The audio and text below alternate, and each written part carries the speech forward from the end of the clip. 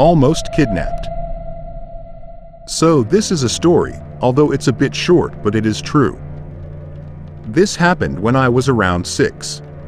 Me and my mom went to the store to buy some things. It was late, as I recall, not too many people, as the store was closing pretty soon. My mom was looking around for something, and we were in an aisle I can't seem to quite remember, but I think it was the sauces and toppings aisle. Since I was 6, any item I saw captured my attention, and I soon wanted to just look at a certain item. My mom left, which I was unaware of at the time. She went to another aisle, I presume. While I was looking at the item, I could swear I saw 2 tall men. Well, I knew one of them was really tall, like I'm talking 6 feet 7 kind of tall.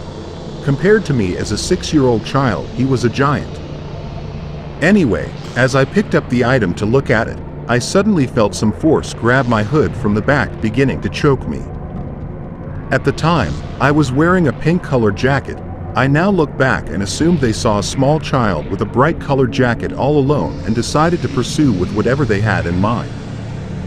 As someone grabbed me and pulled on my hood, choking me, I felt like I was blacking out, the world fading in a way. All I felt then, and there was confusion and fear. I didn't even try to escape because the strength of whatever was pulling me was actually dragging my whole body backwards, so it was hard to find a way out of the situation. My mom came around the corner of the aisle 10 seconds later, empty-handed, and came walking towards me. I was still distraught because of what happened. She saw what was happening and told the person that I was with her, and it's all good. She see me calm and friendly, not how you'd expect a parent to react to their child being pulled from behind. However, without realizing it at the time, my mom probably thought in some way the person was helping me find her because I seemed lost. She pulled me towards her and took me. I finally turned around to look at my perpetrator, and I saw the exact man I mentioned earlier. Now it's a bit foggy altogether. I'm not quite sure if there was another guy with him, but yeah, the 6 feet 7 guy was the one that pulled me and was practically choking me. The guy didn't respond.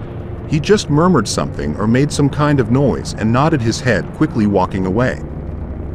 My mom still was calm and acted like nothing happened. Like I said, this is quite foggy and I don't recall everything perfectly, but I know what I felt, and it didn't feel right for sure. But perhaps I was just scared because I was 6 years old.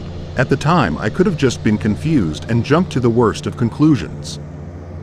Although, if he has actually wanted to help, he wouldn't have done that. Who does that to a child? I think back on it now and how serious the situation could have ended up if my mom didn't show up at the time she did. Would he have managed to drag me and take me? Or was he actually trying to help me because I looked lost? I'm not sure, but I think his intentions weren't moral. I still think about it today, and it has resulted in me being a little paranoid. Like I can't help but look over my shoulder every now and then. It does shake me to this day. Your body knows the truth, even, or especially, as a small child. I'm so sorry. I would seek a therapist who can do EMDR with you. Skinwalker encounters. To add some backstory, I live in an extremely rural area. My town population is just over 200. There isn't anything out here but mountains and desert. I also am a firm believer in things like the paranormal, skinwalkers, Bigfoot, etc. We have lived in the same house in this town for 10 years. I can go into depth about how creepy the house is, but I want to first talk about my skinwalker encounters. I have a few stories that I want to share, each in their own paragraph, so it's easier to understand that they are different stories. They're not in chronological order because I don't remember exactly when each one happened. All of them were really creepy, and I try not to think about them. The first time I ever witnessed creepy things outside was when I was young, maybe 8 or 9. My siblings and I would play survival-type games at the gravel pits near our house. We never strayed too far past these pits because of odd feelings like things were watching us.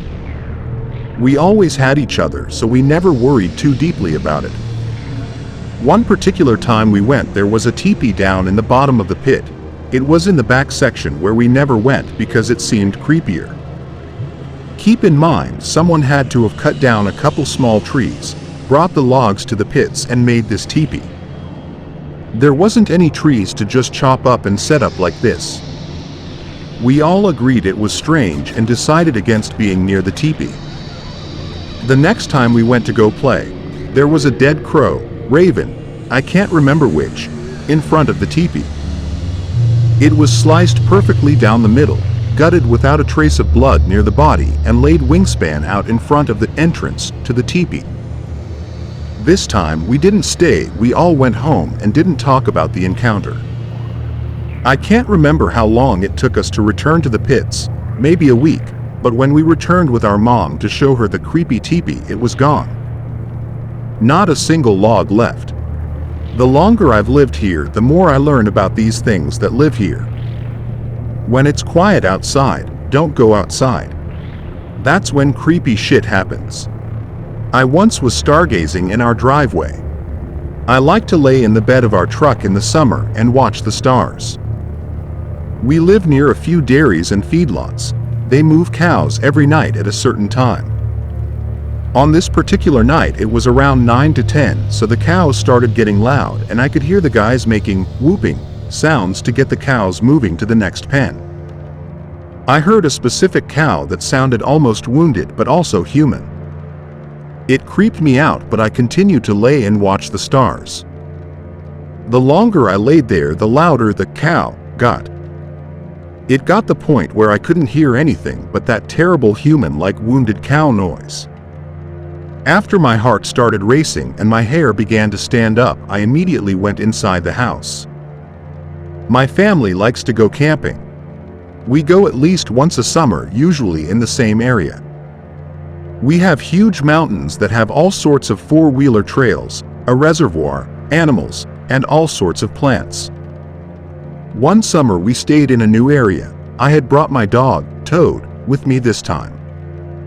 We had finished setting up, so it was time for us to gather up some sticks and brush to start a fire with. I had a head start and took Toad up the road to start looking for some bigger sticks.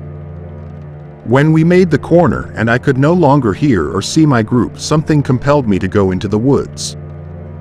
Toad and I stopped. I felt and heard something out there beyond eyesight drawing me towards it.